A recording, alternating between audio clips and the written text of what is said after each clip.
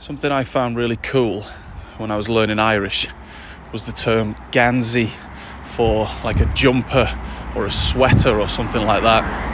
And the reason I found it so intriguing was because it relates to the Isle of Guernsey, with another English term for such an item being a jersey, which is another island in what's known in English as the English Channel.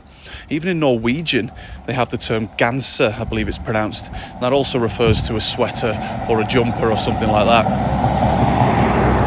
In Welsh, you'll encounter both terms, jersey or ganzi for a jersey. These days, you're a bit more likely to see siwmper or even jumper. Fun fact about La Manche, or the English Channel, is in Welsh, it's y môr idd.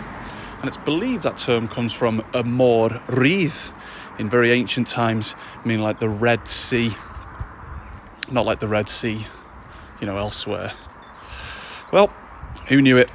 Knitwear and oceanography in Welsh having such a close-knit relationship.